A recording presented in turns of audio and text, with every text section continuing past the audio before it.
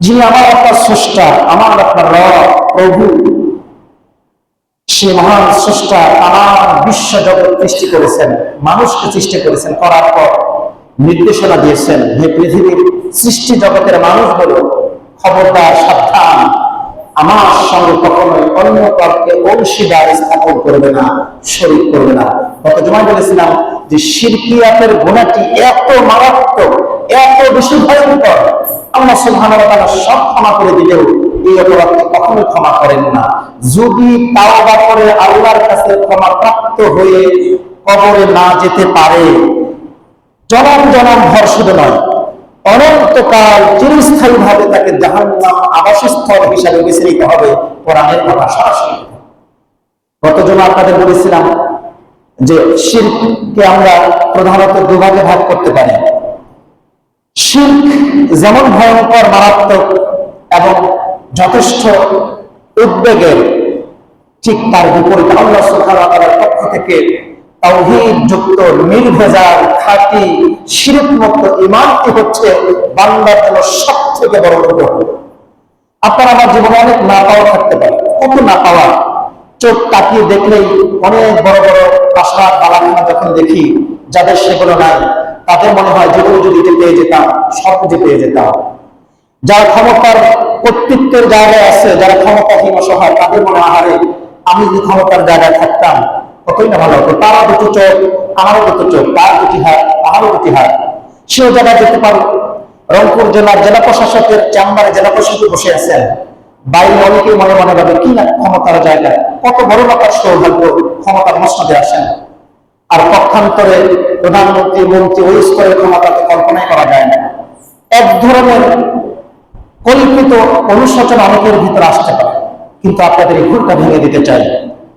পৃথিবীতে এই ভূপৃষ্ঠে বিচরণশীল সব থেকে সৌভাগ্যবান, সব থেকে বরকতময়, অনুগ্রহশীল মানুষ হচ্ছে তারাই আল্লাহ সুবহানাহু ওয়া তাআলা যাকে ঈমান শিরক মুক্ত ভাবে রেখে এই পৃথিবীতে এই দৌলত দান করেছেন। সুবহানাল্লাহ। ঈমানের মতো নিয়ামত, শিরক মুক্ত ঈমানের মতো নিয়ামত যদি থাকে, তাহলে পৃথিবীর সব থেকে বড় ক্ষমতাধর ব্যক্তি, সব থেকে বড় অর্থশালী, পার্থিব যত কিছুই বলেন না কেন, সব কিছু তার পায়ের নিচে দুমড়ে বসে আছে, শুধুমাত্র সময় অপেক্ষা। আপনি নির্ভেজাল, খাঁটি, তাওহীদযুক্ত, শিরক মুক্ত ঈমানের উপর অবিচল থাকুন, জাস্ট দুনিয়ার সময়টুকু শেষ হওয়ার সাথে সাথে ফলটি আপনি পেতে থাকবেন ইনশাআল্লাহ। সকলে বলি ইনশাআল্লাহ। আমরা বলেছিলাম যে শিরককে মূলত দুটি ভাগে ভাগ করা হয়। একটি হচ্ছে আশরিকুল আসগার, আশরিকুল আকবার, অপরটি আশরিকুল আসগার, বড় শিরক, ছোট শিরক। গত জমায় আমরা বড় শিরক নিয়ে কিছু আলোচনা করেছি, আজকে কিছু সাপ্লিমেন্টারি কথা বলবো ইনশাআল্লাহ। আমাদের একটা বিষয় খুব এই কথাটি খুব মনোযোগ দিয়ে শুনতে হবে আপনাদের। আল্লাহ সুবহানাহু ওয়া তাআলা শিরক হয় দুইভাবে। এজন্য আল্লাহর জাতের সাথে শিরক, আল্লাহর সিফাতের সাথে শিরক। আল্লাহর জাত কি? আল্লাহর জাত মানে হচ্ছে আল্লাহর সত্তা। সত্তাটি কেমন? মনে করেন একজন বাবা, তার 5 জন সন্তান, এই 5 জন সন্তানের মধ্যে তার বাবার অংশ আছে, সত্তা আছে। অর্থাৎ এই 5 জন সন্তানই তার বাবার সমস্ত কিছুর অংশীদার। ঠিক আল্লাহ সুবহানাহু ওয়া তাআলার জাতের সাথে এরকম কিছু করা মানেই হচ্ছে আল্লাহর জাতের সাথে কাউকে অংশীদার স্থাপন করা। এটাকে বলা হয় আশরিকুল জাত। এই ধরনের শিরক পৃথিবীতে করেছিলেন রাসূল করিম সাল্লাল্লাহু আলাইহি ওয়াসাল্লামের সে সময়ের পত্তলি কুরাইশগণ। পত্তলি কুরাইশগণ কিন্তু আল্লাহ সুবহানাহু ওয়া তাআলাকে বিশ্বাস করতেন, আল্লাহকে মানতেন, আল্লাহ একজন আছে এটাও মানতেন। আল্লাহকে যারা মানেন না, বিশ্বাস করেন না, এদেরকে বলা হয় কাফির। যারা মানতে চান না, এই অপরাধকে বলা হয় কুফর। যারা আল্লাহ সুবহানাহু ওয়া তাআলাকে মেনেছেন কিন্তু সাথে সাথে আল্লাহর সমকক্ষ অন্য কাউকে স্থাপন করিয়েছেন, দাঁড় করিয়েছেন, এটাকে বলা হয় শিরক। দেখুন পৃথিবীর ইতিহাসে 3 দল মানুষ রাসূলকে সেই সময় একটি প্রশ্নই করেছেন, একটি জিজ্ঞাসা করেছেন, আচ্ছা নবী মুহাম্মদ, তুমি তো নবুয়তের দাবি করো, তুমি তো স্রষ্টার কথা বলো, আল্লাহর কথা বলো, রবের কথা বলো, এই কথাগুলো তো আমরাও বলি, তাহলে নতুন করে তুমি কিভাবে বলো যারা আল্লাহ সুবহানাহু ওয়া তাআলা সূরা ইখলাস নাযিল করে তাদের তিন দল ব্যক্তিকে একটি জবাব দিলেন। আল্লাহ সুবহানাহু ওয়া তাআলা রাসূলকে আল্লাহ বললেন, কুল, আপনি বলে দিন, হুয়াল্লাহু আহাদ, তিনি আল্লাহ, তিনি এক, একক। এককটা কেন বুঝালেন? এজন্যই বুঝালেন যে সেই সময় মক্কা এবং মদিনার ইহুদিগুলো তারা আল্লাহকে যেমন ভাবে মেনে নিত, আল্লাহ এই জাতের সাথে আরেকটি শিরক করতো। তারা বলতো তারা বলতো আল্লাহ তো আছে, আল্লাহর একজন পুত্র আছে, সেই পুত্রের নাম হচ্ছে উযাইর। সকলে বলি নাউযুবিল্লাহ। এটা হচ্ছে দ্বিত্ববাদ। অন্যদিকে খ্রিস্টান যারা, নাসারা যারা, লা তাকুলু সালাসা, তারা একটি অভিনব আকীদা বিশ্বাস করত, সেটা হচ্ছে তৃত্ববাদ। তারা বলতো তারা বলতো যে আল্লাহর ছেলে হচ্ছে ঈসা মাসীহ, বলে নাউযুবিল্লাহ, এবং ঈসা ইসলাম, মারিয়াম এবং আল্লাহ তিনজনকে আল্লাহর জাতের সাথে অংশীদার করে দিত। সকলে বলি নাউযুবিল্লাহ। এটা হচ্ছে তৃত্ববাদ। অন্যদিকে মক্কার কুরাইশ কুফার পত্তলিক হাজার বছর থেকে যেগুলো চলছিল সেগুলো হচ্ছে বহুত্ববাদ। মক্কার কাবার ভিতরে 360টি অধিক মূর্তি, লাত, মানাত, উজ্জা সহ তাদের বিভিন্ন বিভিন্ন সাহায্য প্রার্থনার দেবদেবীগুলো, এগুলো হচ্ছে বহুত্ববাদ। সমস্ত দ্বিত্ববাদ, তৃত্ববাদ, বহুত্ববাদের মূলোৎপাটন করে আল্লাহ রাসূল সাল্লাল্লাহু আলাইহি ওয়াসাল্লাম জানা দিলেন, আপনি বলে দিন, আমার পরিচয় বলে দিন, হুয়াল্লাহু আহাদ, আল্লাহ সুবহানাহু ওয়া তাআলা একক, তার কোনো অংশীদার নেই। আল্লাহুস সামাদ, তিনি কারো মুখাপেক্ষী নন, তিনি কারো মুহতাজ নন।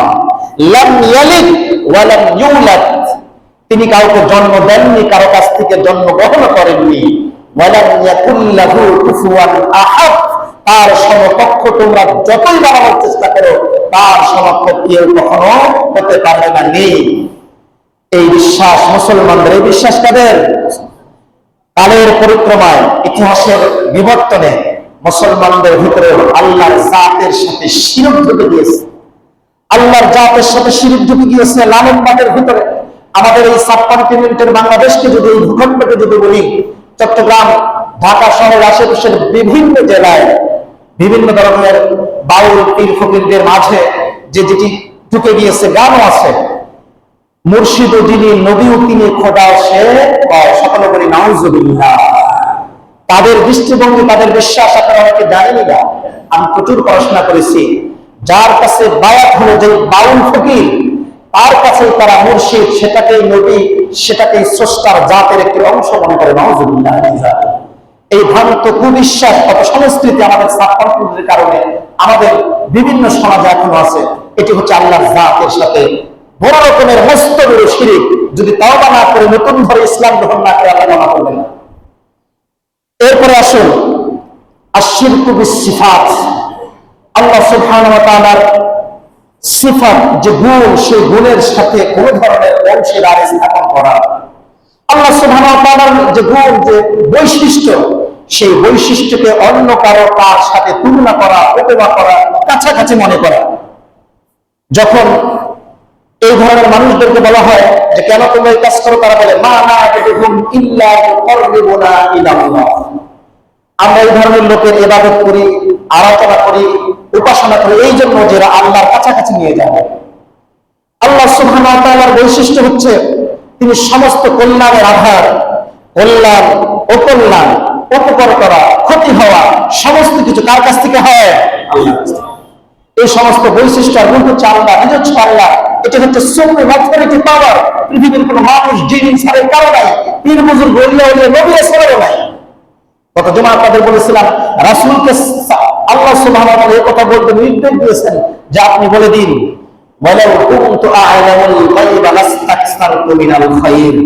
আমি যদি গায়েব জানতাম, গায়েব জানলে আমাকে কখনো অকল্যাণ স্পর্শ করতো না, সবসময়ের জন্য কল্যাণ স্পর্শ করতো। আমি অদৃশ্যের গায়েব জানি না। আল্লাহ সুবহানাহু ওয়া তাআলা এই সিফাতকে, এই বৈশিষ্ট্যকে যদি অন্য কারো মাঝে আমরা খুঁজে বেড়াই, আমরা কোনো মাজার দরগাতে গিয়ে সেই মাজার দরবারের শুয়ে থাকা পীর সাহেব ওলিয়ার কাছে সন্তান আরাধনা করে চাই, আল্লাহর গুণের সাথে সঙ্গে ডাইরেক্ট সংঘর্ষ বাড়িয়ে নেই। আমরা যদি কোনো কবরের কাছে গিয়ে পূজা করি, আমরা কোনো পীর সাহেবের আসনের সামনে গিয়ে ভক্তি করি, প্রণাম করি, মাথা মস্তক অবনত করি, সিজদা করার যে কোনো ধরনের পদ্ধতি অবলম্বন করি, আল্লাহর গুণের সাথে সিফাতের সাথে সংঘর্ষ লাগিয়ে দিই, সাথে সাথে এটা শিরকুল আকবার, মস্ত বড় শিরকে পরিণত হয়ে যায়। শুধু তাই নয়, আমরা অনেকেই রাশিফল গণনা করি, জ্যোতিষবিদ্যার বিভিন্ন ধারণা নিয়ে, জ্যোতিষকমণ্ডলী নক্ষত্রের বিভিন্ন স্থানকে নিয়ে নকশা করে অ্যাস্ট্রোলজি যারা কাজ করে জ্যোতির্বিদ্যা, তারা নক্ষত্রের বিভিন্ন ধারণা নিয়ে বিভিন্ন পূর্বাভাস দেওয়ার চেষ্টা করেন, হাত দেখে রাশিফল গণনা করে, পত্রিকায় প্রত্যেক দিন নিজের রাশি অনুযায়ী ভাগ্য দেওয়ার চেষ্টা করেন। এগুলো যদি মন প্রাণ দিয়ে বিশ্বাস করেন এবং ধারণ করেন, আশিরকু বিসিফাত, আল্লাহর গুণের সাথে সমকক্ষ অন্য কাউকে আপনি অবস্থান দিয়ে শিরক করে দিচ্ছেন। এই শিরক থেকে বাঁচতে হবে, এই ধারণা লালন করতে হবে। প্রিয় ভাই আমার, আমরা নানাভাবে শিরক করি, নানাভাবেই করি। আমরা বিভিন্ন সময় বিভিন্ন দিবসকে এইবারে এই কাজ করা যাবে না, ওইবারে ওই কাজ করা যাবে না, শুভ অশুভ লক্ষণ নির্ণয় করি। এই শুভ অশুভ লক্ষণ নির্ণয় করার ইতিহাস আমার আপনার নেই। যিনি দিবস তৈরি করেছেন, সৃষ্টি যিনি করেছেন, সময়ের স্রষ্টা তিনি, উনি যতক্ষণ পর্যন্ত নির্দেশনা অথবা নিষেধাজ্ঞা না দিবেন, ততক্ষণ পর্যন্ত ওই দিনকে, দিবসকে, সময়কে আপনি কখনো গুরুত্ব দিচ্ছেন, এই অতিরিক্ত গুরুত্ব দিয়ে আল্লাহর সিফাতের সাথে আপনি সংঘর্ষ বাঁধিয়ে দিচ্ছেন। এটাই হচ্ছে আশিরকুস সিফাত। আমরা বড় শিরকের দুটি প্রকার। আশিরকুস সিফাত হয় আবার তিন ভাবে। আশিরকুল ইতিকাদ, বিশ্বাসগত শিরক; আশিরকুল আকওয়াল, বক্তব্যগত শিরক; আশিরকুল আফআল, কর্মগত শিরক।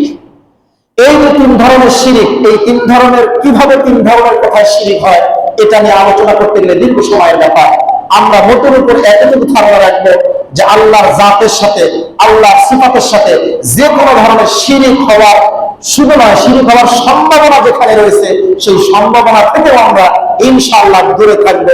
সকলে বলে ইনশাআল্লাহ। আমাদের কষ্ট হোক যতই, আমরা বিভিন্ন সময় বিভিন্ন তাবিজ কবজ ব্যবহার করি। তাবিজ ব্যবহার করেন, আপত্তি নাই, ঠিক আছে, সাবধান। তাবিজের মধ্যে সুই দিয়ে, বর্ষি দিয়ে, অমুকের চুন দিয়ে, অমুকের মাটি দিয়ে, ইত্যাদি ইত্যাদি। তাবিজ, তাবিজ যদি উদ্দেশ্য হয় আল্লাহ সন্তুষ্টির মাধ্যমে রোগমুক্ত হওয়া, এই জন্য আমাদের সাবকন্টিনেন্ট ওলামা একরাম একটা কাজ করেছে। যখন মানুষ নতুন ইসলাম গ্রহণ করলো, ইসলাম গ্রহণ করার পর দেখে পৌত্তলিক ধর্মের এরকম নানান সংস্কার আছে, তাবিজ আছে, নানান কিছু আছে। তখন বিজ্ঞ স্কলার ওলামা একরামের কাছে যখন যাচ্ছেন, ওনারা দেখলেন সর্বনাশ, বড় শিরকের দিকে সবাই ঝুঁকে যাচ্ছে। কি করা যায়? যেহেতু হাদিসে সুস্পষ্ট ভাবে কোরআনের আয়াত করে বিভিন্ন ধরনের দোয়া করে ঝাড়ফুঁক করার বিধান আছে, রাসূল করেছেন, সাহাবা কেরাম করেছেন। অতএব যেই আমল করে, যেই দোয়া করে, যেই আয়াত করে ঝাড়ফুঁক দেওয়া জায়েজ, ঠিক সেই আমল, সেই তাকবীর, সেই আয়াতটি লিখে দিয়ে এটা গায়ে লটকিয়ে আল্লাহ সুবহানাহু ওয়া তাআলার কাছে সুরক্ষা চাওয়া। এই আল্লাহর কাছে সুরক্ষা চাওয়ার বৈধতাটা সাময়িক কিছু সময়ের জন্য দিলেন, যাতে করে বড় শিরকের কাছে কেউ না যায়। এর বাইরে আপনি যত বড় কবিরাজ, যত বড় বুজুর্গ হুজুর হোক, নানান রকমের বসি, সুই, নানান কিছু দিয়ে, মাটি দিয়ে, অমুক দিয়ে, তমুক দিয়ে তাবিজ লটকায় দিলেন, ঘরের এখানে তাবিজ, ওইখানে তাবিজ, ইত্যাদি ইত্যাদি দিলেন। মারাত্মক রকমের গোমরাহি এবং শিরকিয়াতে লিপ্ত হলেন। সাবধান, খবরদার। জিন, জিন আপনার ক্ষতি করবে, অবশ্যই ক্ষতি করতে পারবে না। জিন আল্লাহর সৃষ্টি, জিন আল্লাহর মাখলুক। আল্লাহ কোরআন কারীমে আউযু বিরাব্বিন নাস, মালিকিন নাস, ইলাহিন নাস শিখাই দিয়েছেন। আপনি আল্লাহর কালামের সাহায্য গ্রহণ করুন, কোরআনের সাহায্য গ্রহণ করুন, আল্লাহ এবং রাসূলের পদ্ধতিটা সাহায্য গ্রহণ করুন। কারো সাধ্য নাই আপনার ক্ষতি করতে পারে। কিন্তু এর বাইপাস করে, ব্যতিক্রম করে আপনি যখন জাদু, টনা, বান, বিভিন্ন কবিরাজ, কুফরি কালাম, বিভিন্ন রকমের আশ্রয় গ্রহণ করবেন, আল্লাহর সিফাতের সামনে সংঘর্ষ বেঁধে যাবে। আল্লাহ সাহায্য করবেন, আল্লাহ আপনাকে উদ্ধার করবেন, আল্লাহ আপনার কল্যাণ করবেন, আল্লাহ আপনার মঙ্গল করবেন। সেটা বাদ দিয়ে আপনি এমন একজনের কাছে গেলেন যার ক্ষমতাও নাই তার কিছু করার, তার কাছে গিয়ে আল্লাহর জাত, সিফাতের সাথে আপনি সংঘর্ষ বাড়িয়ে দেবেন। অতএব সাবধান। এই ধরনের কাজ গ্রামীগঞ্জে বেশি হয়, মা বোনরা বেশি করে, না জেনে করে থাকলে আল্লাহ সুবহানাহু ওয়া তাআলাকে মাফ করে দিবে। যারা এখন জানলেন সবার কাছে পৌঁছে দেবেন। সকলে বলি ইনশাআল্লাহ। আমরা বলেছিলাম আশিরকুল আকবার, বড় শিরক থেকে বাঁচতে হবে। বড় শিরক করলে ইসলামের গণ্ডি থেকে বের হয়ে যায়। পক্ষান্তরে আশিরকুল আসগার, ছোট শিরক, এটি ইসলামের গণ্ডি থেকে বের হয় না, কিন্তু এটা গুনাহে কবিরা হয়, বড় রকমের গুনাহে কবিরা। রাসূল করিম সাল্লাল্লাহু আলাইহি ওয়াসাল্লামের একজন সাহাবী বলেছেন যে একদিন রাসূল আমাদেরকে বলেছেন, ইন্না আখওয়াফা আলাইকুম, আমি তোমাদের নিয়ে খুব শঙ্কায় আছি, খুব ভয় আছে। কেন? এই শঙ্কার ভয় হচ্ছে আখওয়াফু শিরক, গোপন শিরক, ছোট শিরক, যে শিরকটাকে তোমরা কিছু মনে করো না, এই শিরকটা অবলীলায় করে যাবে। ইয়া রাসূলুল্লাহ, হে আল্লাহর রাসূল, সেই শিরকটা কি? রাসূল বলেন সেই শিরকটা হচ্ছে আশিরকুল খাফি বিমানা আর-রিয়া, ছোট শিরক হচ্ছে লৌকিকতা, রিয়া, মানুষকে দেখানো কোনো ইবাদত। এবার আসুন রাসূল করিম সাল্লাল্লাহু আলাইহি ওয়াসাল্লামের দ্বিতীয় হাদিস, একজন সাহাবী বর্ণনা করে বলছেন, সুনান ইবনে মাজাহ হাদিস, যে খরাজা রাসূলুল্লাহ সাল্লাল্লাহু আলাইহি ওয়াসাল্লাম, রাসূল বের হলেন, বের হওয়ার পরে দেখলেন নাহনু নাতাযাকারু, আমরা আলোচনা করতেছিলাম একটি বিষয় নিয়ে, সেই বিষয়টা ছিল আল মাসিহুদ দাজ্জাল, দাজ্জালের ভয়ঙ্কর ফিতনা নিয়ে আলোচনা করতেছিলাম। রাসূল আমাদের আলোচনা শরীক হয়ে বললেন, আলা উখবিরুকুম বিহা, আমি তো তোমাদের এই দাজ্জালের ফিতনাতে দৃশ্যমান, এই দৃশ্যমান ভয়ঙ্কর ফিতনার চেয়েও বড় কোনো ফিতনার সংবাদ দিব না? সাহাবা کرام বললেন, ইয়া রাসূল, অবশ্যই দিবেন। রাসূল বলছেন, এই বড় ফিতনাটা তোমাদের সামনে আসছে, আশিরকুল আসগার, ছোট শিরক, বিমানা আর-রিয়া, রিয়া, সেটা কেমন? ব্যাখ্যা দিয়ে রাসূল বললেন, আন্না রাজুলান আন্না ইয়াকুনা আর-রাজুল ইউসাল্লি, একজন ব্যক্তি নামাজে দাঁড়ায় গিয়েছে, ফায়ুযায়্যিনু সালাতাহু লিমা ইয়ারা ফি নাযরির রাজুল, এবং নামাজে দাঁড়িয়ে তার নামাজটা এত সুন্দর করে আদায় করতেছে, তার ধারণা হচ্ছে তার সুন্দর করে নামাজটা পাশের লোকজন দেখে তাকে বাহবা দিবে। এই যে সুন্দর করে নামাজ পড়া, আমল করা, যাতে মানুষ সন্তুষ্ট হয়, এই অনুভূতি হৃদয়ে জাগ্রত হওয়ার নামই হচ্ছে আর রিয়া। এটাকে বলা হয় আশিরকুল আসগার, ছোট শিরক, মারাত্মক শিরক। হাজী গাজী হুজুর খতিব এমন খুব কম ব্যক্তি আছে এই রোগ থেকে, মহামারী থেকে মুক্ত থাকতে সহজেই পারে, আল্লাহ সাহায্য চান। এবার আসুন, এই ছোট শিরক যদি কারো হয়ে যায়, আল্লাহ জিহাদের ময়দানে যুদ্ধ করে মরলেও সেটা কখনো কবুল করে না। এই জন্য লোক দেখানো ইবাদত, লোক দেখানো কোনো আমল, লোক দেখানো ইবাদতের দাপট, এটা থেকে আল্লাহর কাছে সুরক্ষা চাইতে হবে। রাসূলের এক প্রিয় সাহাবী বর্ণনা করে বলছেন, যা রাজুলান ইলা নবী সাল্লাল্লাহু আলাইহি ওয়াসাল্লাম, রাসূলের কাছে আসলো, এসে পর জিজ্ঞাসা করলো, ইয়া রাসূলুল্লাহ, আরাআইতা রাজুলান গাযা ফি সাবিলিল্লাহ, একজন ব্যক্তি যুদ্ধের ময়দানে চলে গিয়েছে, যুদ্ধের ময়দানে যুদ্ধ করতে গিয়েছে, এই যুদ্ধের ময়দানে যুদ্ধ করতে গিয়ে তার মনে হয়েছে ইয়ালতামিসুল আজরা ওয়াল যিকরা, সে মনে মনে ভাবছে যুদ্ধ করব, শহীদ হব, পরকালে জান্নাতুল ফিরদাউস পাবো, এই আশা আছে। অন্যদিকে মনে মনে ভাবছে আমার রেখে যাওয়ার উত্তরাধিকার, রেজা দেওয়ার সঙ্গী সাথী সবাই আমাকে বলবে অমুক শহীদ হয়েছে, অনেক বড় শহীদ হিসাবে সুনাম সুখ্যাতি বন্যা হয়ে যাবে। এই দুটি ইচ্ছা একসাথে তার মনে আছে। রাসূলকে বললেন, ইয়া রাসূলুল্লাহ, মা শাইআ লাহু, তার কি হতে পারে, তার পুরস্কারটি কেমন হতে পারে? রাসূল কারীম সাল্লাল্লাহু আলাইহি ওয়াসাল্লাম সুস্পষ্ট ভাষায় জবাব দিলেন, লা শাইআ লাহু, লা শাইআ লাহু, লা শাইআ লাহু, সালাসা মাররাত। তিনবার রাসূল বললেন, তার জন্য আখিরাতের কিছুই অবশিষ্ট নেই, আখিরাতের কিছুই অবশিষ্ট নেই, আখিরাতের কিচ্ছু নেই, যদিও সে যুদ্ধের ময়দানে কাফির মুশরিকদের বল্লম খঞ্জরে নিহত হয়ে যায়, নিয়তের কিছু ত্রুটি থাকার কারণে। রাসূলের পরে বললেন, ইন্নাল্লাহা লা ইয়াকবালু মিনাল আমালি ইল্লা মা কানা লাহু খালিসান, আল্লাহ বান্দার সে আমলগুলো কবুল করবে না যে আমলগুলো শুধুমাত্র কেবলমাত্র একমাত্র একনিষ্ঠভাবে আল্লাহকে সন্তুষ্ট অর্জন করার জন্য করা না হয়। তাহলে মারাত্মক। আজকে আমার জুমার খুতবা, আমার উদ্দেশ্য যদি এমন হয়, আমার আলোচনা শুনে আপনারা প্রশংসা করেন, আল্লাহর কসম কিয়ামত পর্যন্ত এখানে আলোচনা করলে আপনাদের ফায়দা হলেও আমার আখিরাতে জাহান্নাম ছাড়া বাঁচার উপায়। এই জন্য নিয়তের বিশুদ্ধতা এবং লৌকিকতা মুক্ত থাকা, এটাও হচ্ছে ছোট শিরক থেকে বেঁচে থাকা। সময় স্বল্পতা, শুধু এতটুকুই বলবো, শুধুমাত্র লৌকিকতা মুক্ত থেকে আল্লাহ সন্তুষ্টি অন্বেষণ করে যদি ইবাদত করতে পারেন, আল্লাহ ক্ষমা পাবেন। উহুদের যুদ্ধে একজন বিখ্যাত সাহাবী, তার নাম আপনারা অনেকেই জানেন, হযরত উসাইরিন রাদিয়াল্লাহু আনহু। আউস এবং খাজরাজ, দুটো নামও আপনারা শুনেছেন। মদিনায় আউস গোত্রের প্রধান ছিল সাদ ইবনে মুআজ। ইসলাম গ্রহণের পর তার পুরো বক্তব্যে ঘোষণা করলেন যে আজকে সন্ধ্যার ভিতরে যারা ইসলাম গ্রহণ না করবে তাকে আমার গোত্রে রাখা হবে না, তাকে হত্যা করা হবে, এরকম একটি হুঁশিয়ারি দিলেন। সন্ধ্যার ভিতরে তার গোত্রে সবাই ইসলাম গ্রহণ করলো, একজন ব্যক্তি করলো না, তার নাম ছিল সাইরিন। 4 বছর পর্যন্ত ডালে খালে বিভিন্ন জায়গায় ঘুরে গেছে, ইসলাম গ্রহণ করে নাই, ইসলাম গ্রহণ করবে না। 4 বছরের ভিতরে ইসলাম গ্রহণকারী ব্যক্তির আচরণ, চরিত্রে, মাধুর্যতায় এত বেশি বিমোহিত হয়ে গিয়েছে, দৌড়ে এলাকায় চলে এসেছে মদিনায়। আসার পরে যখন উহুদের যুদ্ধ শুরু হয়ে গিয়েছে, উহুদের যুদ্ধে মুসলমানদের সাথে যুদ্ধ হচ্ছে, সে মুসলমান সৈন্যবাহিনীর সাথে সম্পৃক্ত না, মুসলমানদের পক্ষে যুদ্ধের জন্য ঝাঁপিয়ে পড়েছে। যুদ্ধ করতে করতে করতে করতে করতে করতে আহত অবস্থা পড়ে গিয়েছে। একজন সাহাবী তাকে উদ্ধার করে বলেছে, তুমি এখানে কেন এসেছো? আমি রাগবাতুন ফিল ইসলাম আল্লাযী জাআ বিক, তুমি এখানে কেন এসেছো, কি কারণে এসেছো? তুমি কি ইসলামের সৌন্দর্য আকৃষ্ট, ইসলাম গ্রহণ করতে চাও, এই জন্য এসেছো? সে বলছে, হ্যাঁ অবশ্যই, রাগবাতুন ফিল ইসলাম, আমি ইসলামের সৌন্দর্য আকৃষ্ট হয়েছি, ইসলাম আমি শাহাদাতাইন কবুল করেছি, আমি ঈমান এনেছি, মা আসাবানি হাত্তা। আর ইসলাম গ্রহণ করার পর আমি যুদ্ধের ময়দানে ঝাঁপিয়ে পড়ে আমার অবস্থা তুমি এরকমই দেখছো। কিছুক্ষণের মধ্যে তার জীবন প্রদীপ নিভে গেল, শহীদ হয়ে গেলেন। সাহাবা একরাম রাসূলের কাছে উপস্থাপন করে, ইয়া রাসূলুল্লাহ, 4 বছর ইসলাম গ্রহণ করে নাই, যুদ্ধের ময়দানে ঢোকার আগে ইসলাম গ্রহণ করে যুদ্ধের ময়দানে শহীদ।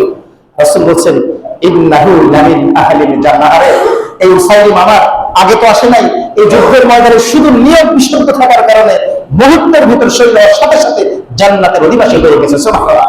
রাসূল বলেছেন, আমিলা কলিলান ওয়া উজিরা কাসীরান, আমল কাজ করেছে ছোট্ট, পুরস্কার পাচ্ছে ব্যাপক। আবু হুরায়রা রাদিয়াল্লাহু আনহু বললেন, ওয়ালা নুসাল্লি সালাতান কাত্তু, এই শহীদ যে হলো, ইসলাম গ্রহণ করলো, ইসলাম গ্রহণ করার পর 1 রাকাত সালাত সে আদায় করে। অর্থাৎ আসল আমাদের লৌকিক, আমাদের যত ইবাদত আছে, যত আমল আছে, সবগুলো যেন লৌকিকতা মুক্ত হয়, রিয়া মুক্ত হয়। রিয়া মানে ছোট শিরক। আল্লাহ সুবহানাহু ওয়া তাআলা কবুল করুন। সকলে বলি আল্লাহুম্মা আমিন।